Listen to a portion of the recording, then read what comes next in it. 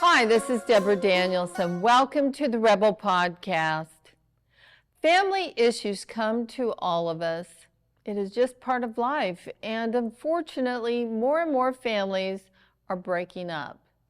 Over 65 million people identified as being part of a family that is broken. Does this sound too familiar to you?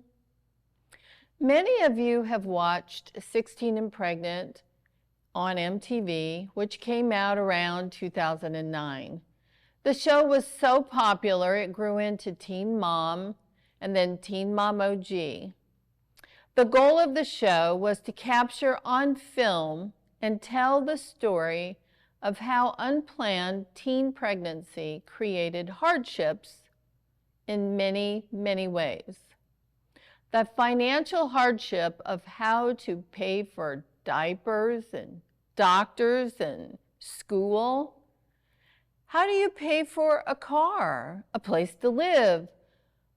Oh, with your family, maybe you have to live now because you don't have enough money to pay for anything? Yep, so you move in with your family. Oh yeah, the family. Many types of stresses can cause an already troubled relationship to explode. It happens in the best of families, and sometimes it may come as a complete surprise because of an infidelity or a hidden issue like gambling, drinking, or unhealthy habits. Then, one day, you have a sudden incident that is the final breaking point for the family relationship. The painful truth may be that not every relationship, though, can be repaired. Some people really don't want to make a relationship work, even if you do. You must look at that person and try to see the real truth, and not what you want to see, or your family member lacks empathy, doesn't feel like they owe you an apology or anything, or you refuse to apologize to save the relationship.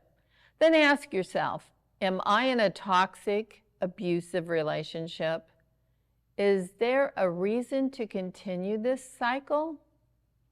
This episode of the RHEB3L Podcast will consider fractured families and how to overcome, move forward, and be forgiving enough to let go of the negative past, that thing that could hold you back. Just let go of it and learn how to love, live, and be your best self.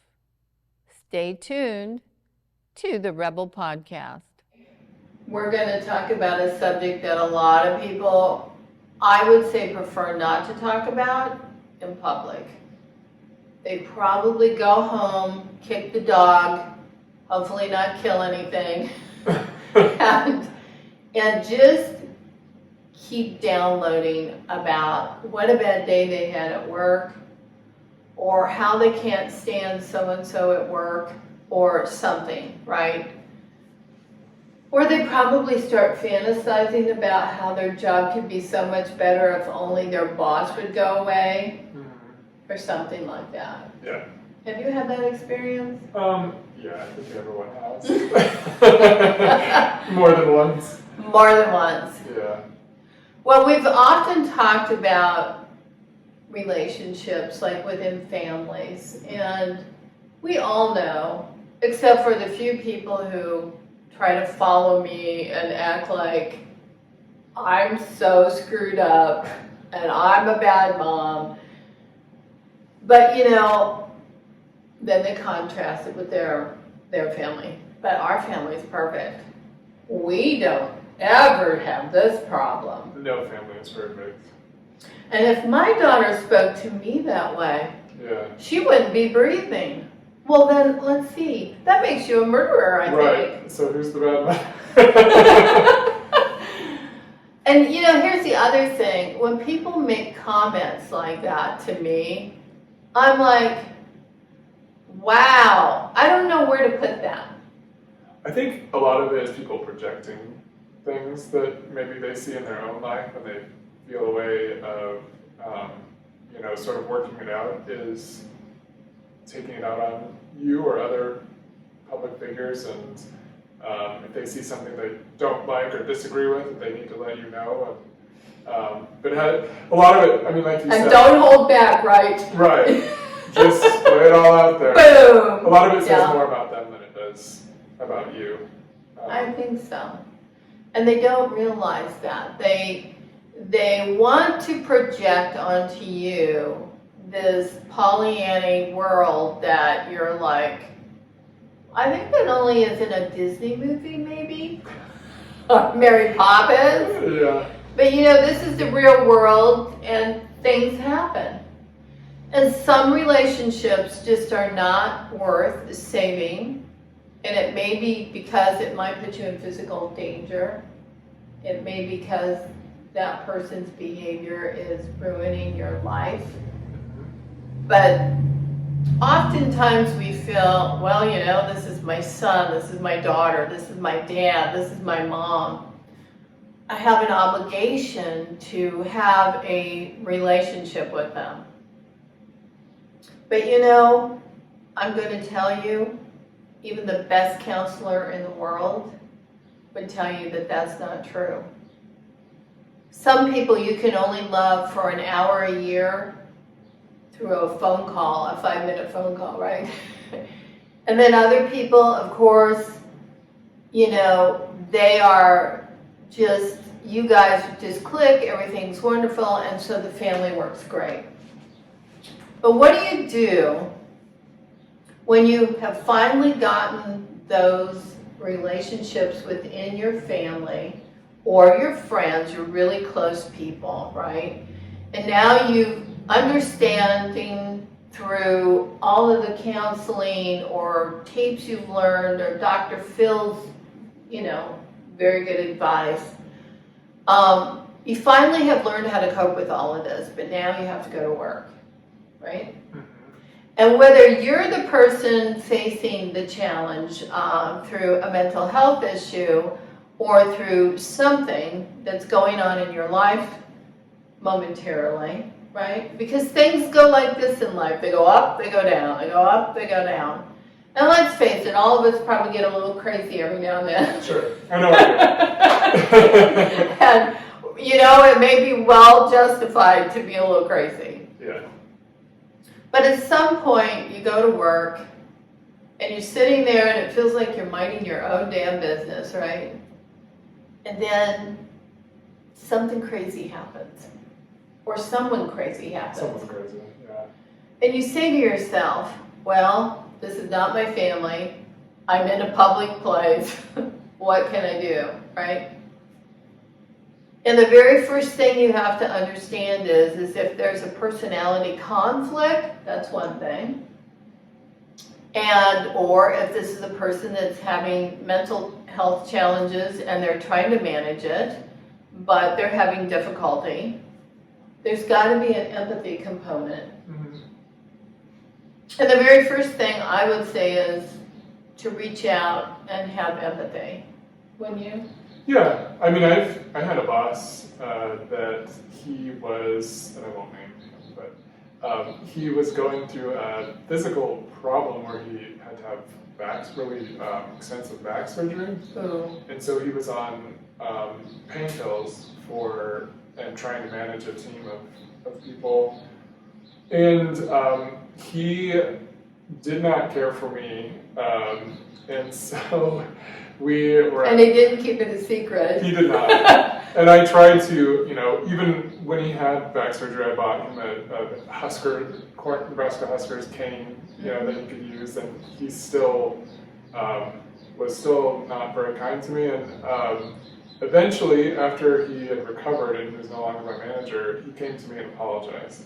Wow. Yeah, and said that he was never cut out to be a manager, and that he was so sorry that he had treated me that way. And you just never know what someone's going through, and as long as the only thing you can control is your behavior and your reaction to people like that.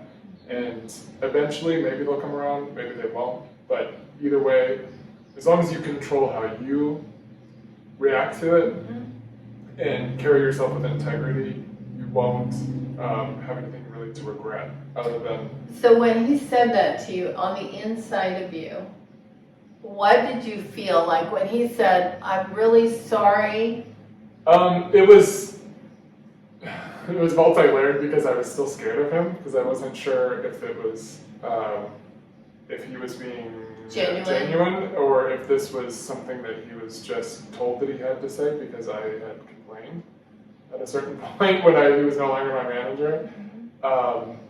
And so, but I could tell that he was genuine and that he meant it and that, this was something that he had really put thought into and regretted how he had treated me. So, it eventually, after he had apologized, I kind of took it in and was able to sort of accept that, Good. He regretted that, he meant it, and Good. yeah, I felt better. And the important thing is when you were going through this, that you did show him empathy and that you did reach out, you did get him a gift, and you did that in good faith. And the other thing is that you honestly listened to him when he came to you and was trying to make things right. Yeah, you have to accept people's apologies and be, you can forgive without forgetting what they did and not putting yourself vulnerable to be treated badly again. Right. But you can forgive people and, give them the grace of being able to apologize and you accepting it. And let's be honest, if we were going through something and we had to take medication, and believe me, medication can have a profound effect on you, good, bad, or otherwise, right? But let's say you were on a medication that didn't agree with you somehow. Everything has a side effect. If you then went to somebody, you would want them to listen to you. Right. And then you would want, in your heart, to be forgiven. So when we empathize and put ourselves in the other person's shoes, and we take a bad situation and we try to turn it into the very best it could be with a realistic opportunity outlook, right? We're not like thinking, oh, this is going to be my best buddy for the rest of my life. Yeah. We're not talking about that, but knowing that you have to be in an environment at work and you have to still learn to coexist and to make things work in a good way, I think that is a perfect example of how to do that.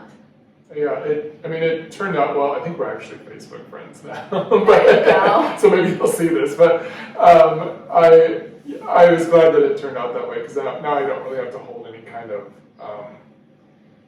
grudge against him or just that Right. pit of your stomach when you think of him where it's just like, oh, he was so mean. But he apologized and I can move on. And you grew. Right. You both grew through that, right? So I love to be able to take a look at life and say, this situation that I'm facing is not good and I feel devastated, but how do I take that and make it positive, make it the best it can be, quit feeling sorry for myself, and quit being frozen with fear, My biggest problem is when something bad happens like that. Like, I've had some difficult situations at work, and when I'm physically attacked with somebody verbally screaming or whatever, my first reaction is, wow, I'm like a deer in the headlights. I sit there and I go mute. Because I don't know what the heck is going on, right? But I am able to figure out that person has a very different perspective or point of view than I do. And then I try to go in my mind and think, why is this such a big deal to them? Because it's water off a duck's back to me. I don't really care, Yeah.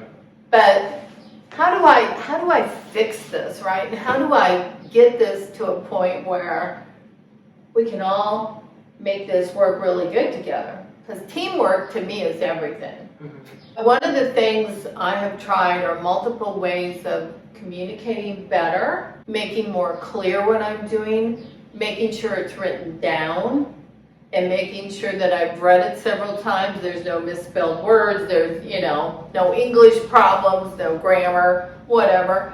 And then I go back and sit down and go over things with the person. Now, I have found that to be very effective with a lot of people. Because then if you have it written down and you're going over it, and they have a different perspective, they know you, what you're talking about, you know them, what they're talking about, and now you can say, well, what's a better way to do this? That kind of conflict has gone well. Mm-hmm. But I've recently had a boss that had, I don't know what you call it, I would call it a personality disorder. A lot of us have to work with narcissistic people, and it can be painful, right? Tell me about a narcissist that you've worked with that kind of, you were like, oh my God, what do I do with this? I mean, several times there have been people that, you can always tell a narcissistic personality because they don't take responsibility for anything that they do, unless it's something good. Unless you had a good outcome. And it doesn't matter who did it. Right. And then, they may not have been responsible for it, but, and I've come across so many of those people I mostly worked for tech companies and banks, and you find a lot of people that have issues. He was really competitive with me specifically. And so any kind of project that I was assigned to, he would ask our boss why he wasn't assigned to it. And for crying out loud. That's kind of jealousy too. Yeah. He was very short. And I'm very tall. And I think that was part of it also. Intimidating? Yeah, I think he had sort of a Napoleon complex, Yeah. But anyway, it sort of propelled me to be more to make sure that if I was assigned a project that I did the best that I could at it, right. So that it wouldn't be taken away from me, because I knew someone else was coming after my job. Mm-hmm. And so it did motivate me, and it made me more ambitious. Good. So, and I think you're kind of the same way that I am, where if somebody challenges you, or if you see a kind of problem, at work or whatever, your mind goes to, what's the lesson in this? Like, right. How do I navigate around this? And what's the lesson that I'm supposed to learn from this, right. To adapt, to change, to be better? And I think those people, they're probably going to have a really rough life in some ways. Right. And the very first thing I do is it's almost like I come out of myself, and I'm up here and I'm looking at the overall thing, trying to analyze it. Mm-hmm. And I'll say, that person has to be so miserable, yeah. Or so unhappy, or heartbroken, or sad about something, that this has triggered this minuscule situation into some mountain for them, right? So I immediately get calm, because it doesn't do good if two people are revved up. And then I think to myself, what can I do? How can I communicate to this person to make this de-escalate and to get to some common ground where we can actually have a meaningful conversation? Is that possible? Now that's the important question. Is that possible? You can't make up your mind to be a peacemaker or a great communicator if you're looking at a person and they have no intention of wanting to be at peace or to resolve conflict. Right. It just does not fly, Orville. It just will not work. Yeah, I mean, it takes two people yeah. to work on something like that, and if one person's not willing to, then it'll never work. Right, and here's the hard part now. You have to be big enough.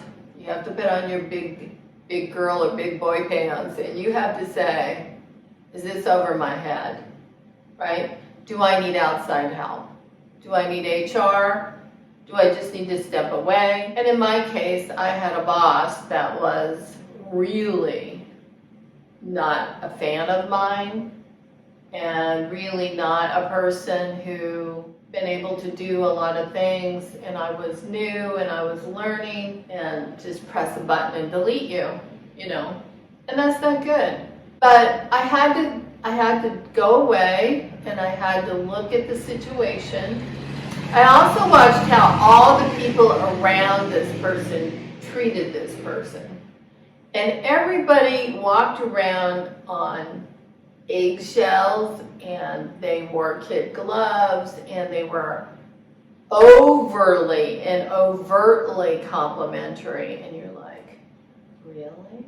Do you ever see those people and you're like, oh my God, I hope you're not married, because whoever is waiting for you at home has to be so miserable.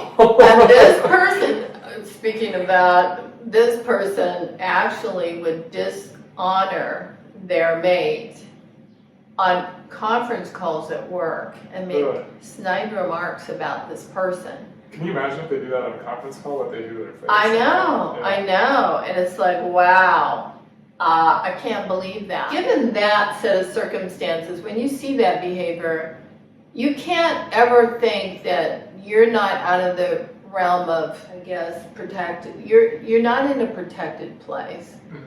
At any moment, anything could set a person like that off, and they could eliminate your position, right? Right. They could eliminate your job, and so therefore, you have no more job. Well, not only that, they could prevent you from, from moving up in a company. Correct. Or moving on to other opportunities. Right. Because, oftentimes you get to use a manager as a reference, and if you can't use that person as a reference for your performance or anything, then you're kind of SOL. Yes, you are. So, you've watched me for a long time on MTV, on Teen Mom OG, 16 and Pregnant. You've also seen me on a lot of other shows with my daughter, Farah. But what I learned through all of those moments that were shared on TV was nobody's perfect. It's best to take a bad situation and see the other person and see their struggles and understand that and work together to mutually figure out the best way forward. And yeah, if it takes outside help to do that, that's cool. Mm-hmm. It's no shame, no problem. Especially during National Mental Health Month, it's really necessary that you live your best life. And the only way you can live your best life, if you're going through a rough patch, if you've been on some medication that's made you a little bit, out of character, just to embrace it, understand it, and fix it. Right. That's the only way it gets better. Mm-hmm. But I will also say this.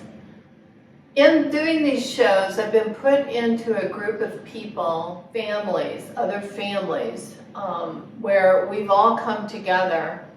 And I have learned more empathy. I have also become very good friends with a lot of these people. And, when things do hit the fan, I know I can pick up the phone and they understand, right? Yeah. And what better thing can you get than that is another human being that really understands the entire situation, that's not going to sit there and judge you.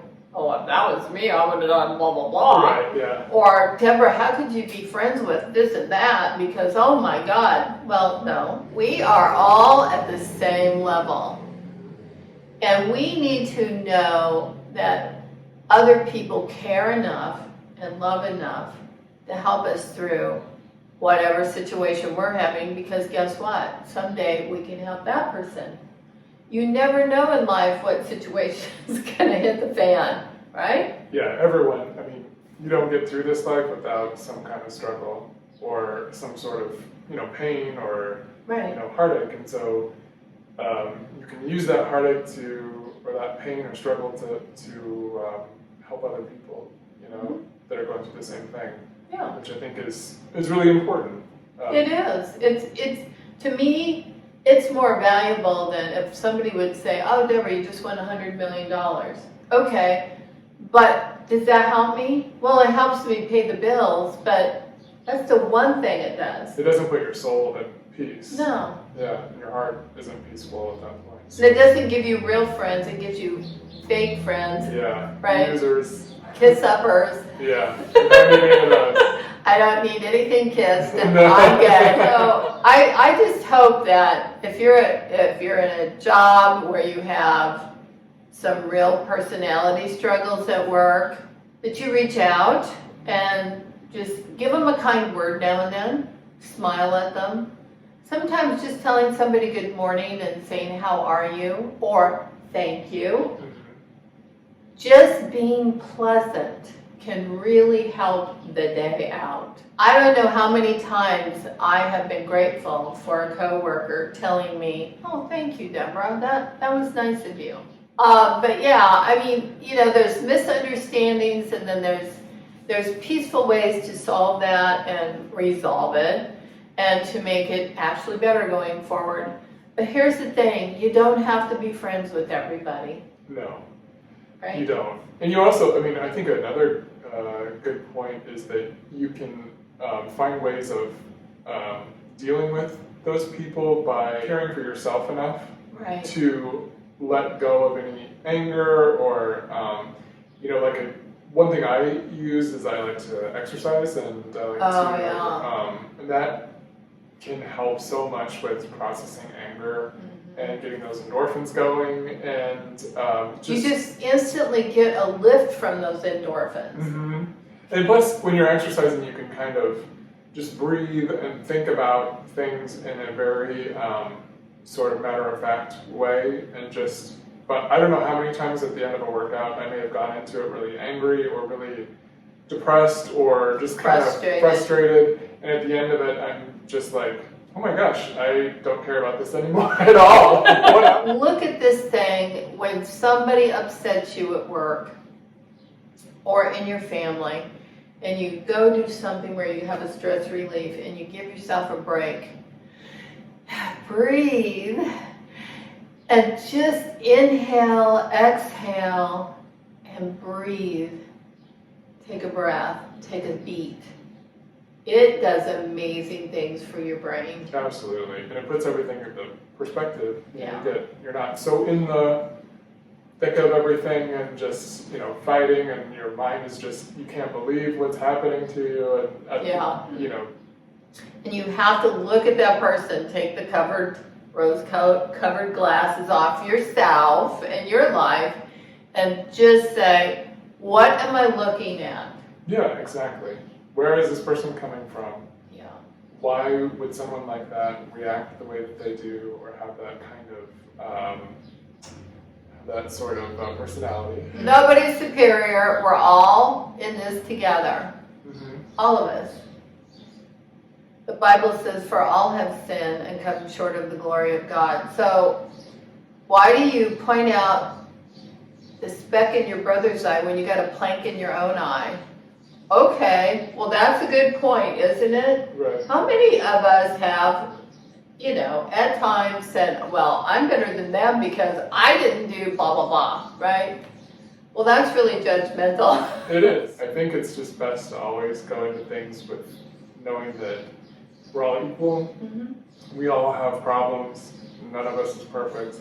Right. We don't know if there's affairs going. We don't know what we don't know. And wouldn't you want someone to give you the benefit of the doubt? But I really hope that this podcast has been encouraging for you today, has given you some ideas to give yourself a break, to breathe, inhale, and then exhale. And if you got a quiet place, even if you have to run outside at lunchtime and go in your vehicle, right? And scream. So have a happy, wonderful rest of the month. Go and glow. Thank you for watching the RHEB3L Podcast. Like, subscribe, and share.